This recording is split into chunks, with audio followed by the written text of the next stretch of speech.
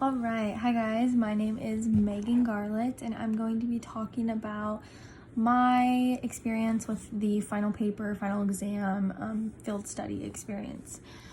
So the main focus that I wanted to focus on was I'm very interested in the way that technology intervenes with our communication and our conversations in the modern world, just because it is such a prominent factor in today's life.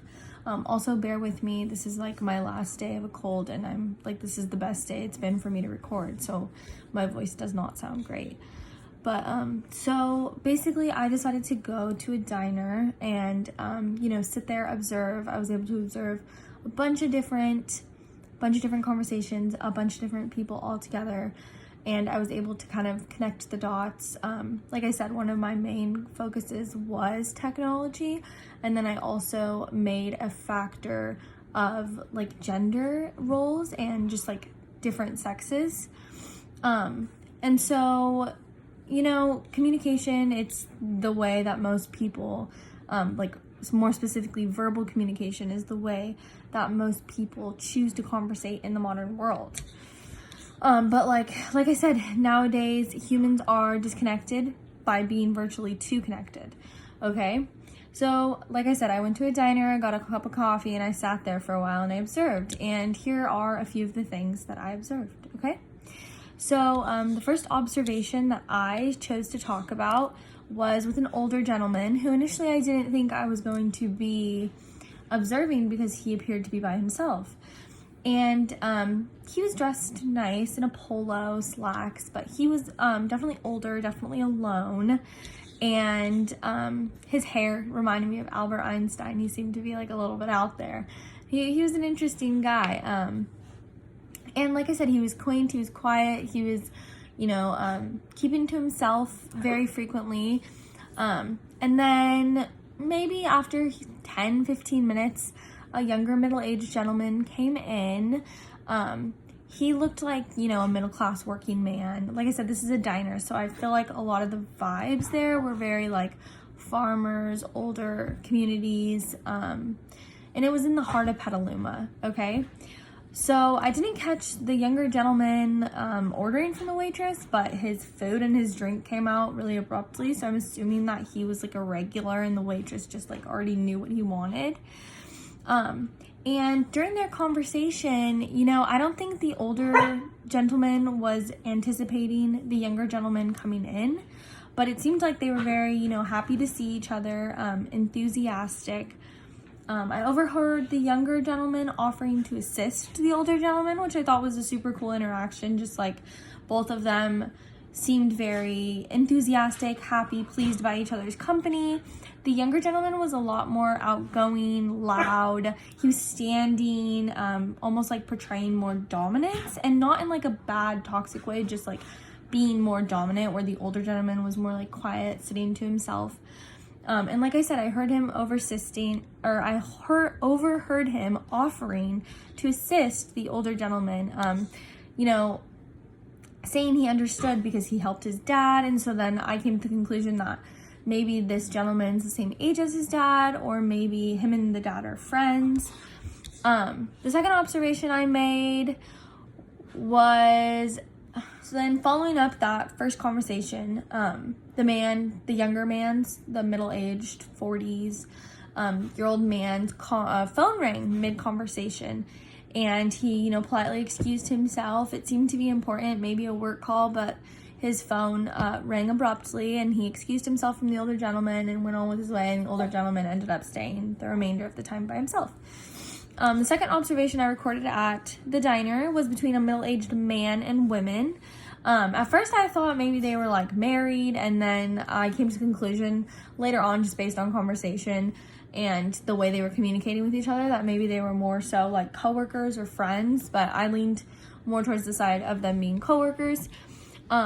Initially, right after ordering, the older man, he went and he stepped outside to be on the phone, which I thought was very interesting. They were both very polite when speaking to the waitress. After ordering, when the man stepped outside, the woman seemed to like occupy herself on her phone. So I don't know if she was using social media or playing games, but I just thought that was interesting in the fact that neither of them were communicating with each other, but they were communicating to some outside source. And then when the man came back, the women seemed to kind of take over conversation. It's like she was the one who was overly talking. The man responded with really short phrases like, yeah, oh, okay,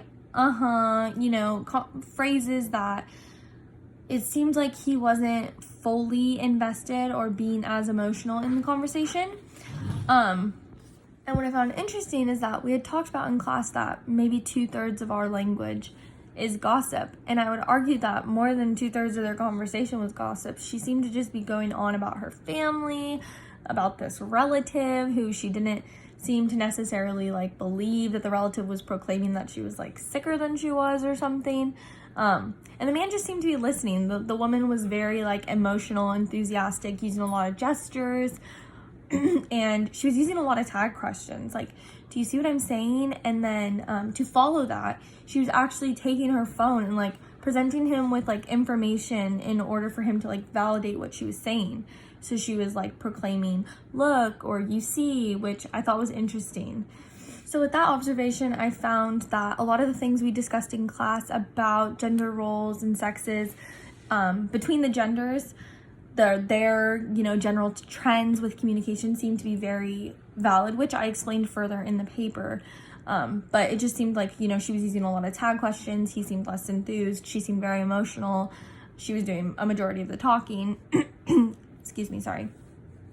And then to counter that, in the final observation I made, it was between like a younger boy and girl, which I would presume they were more college age, maybe 21 to 25, maybe just graduated.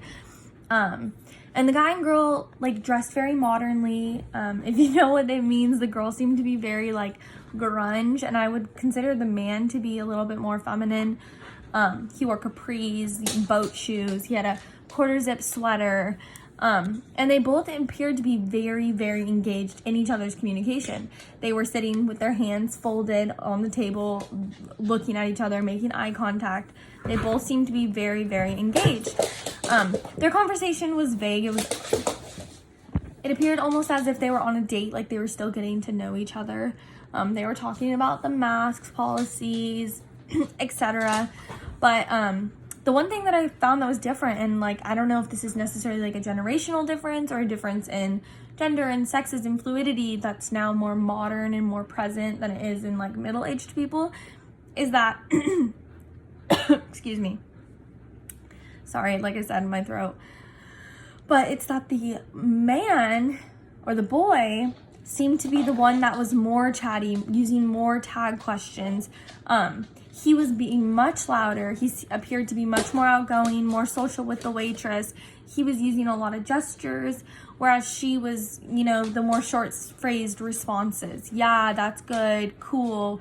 She was nodding, she was engaged. You could tell that she cared, but she just seemed less chatty, which I thought was interesting because that kind of counteracts the communication trends that we see between genders and sexes that we studied in class. And then another point that I found was interesting between that is how we, compared the two different generations in between genders, was also that I would say most people would argue younger generations are more interrupted by their cell phones, whereas in this scenario, the younger couple didn't seem interrupted between each other by their cell phones. Neither of them brought out their cell phones. I don't know, like I said, they could have been on a date, it could be rude.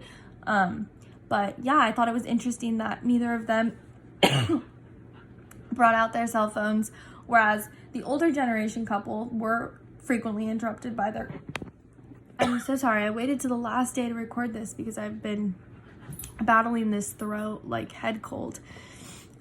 Bear with me. So what I found was interesting is that this younger generation was the only generation that appeared to not be interrupted between each other's communication with their cell phones and technology.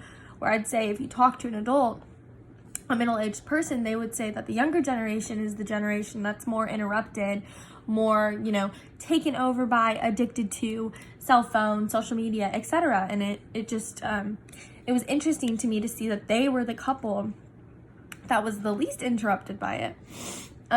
So overall, what I gathered from this is you can tell a lot by a person's communication, by their gestures, by their conversation. You can tell a lot by their body language.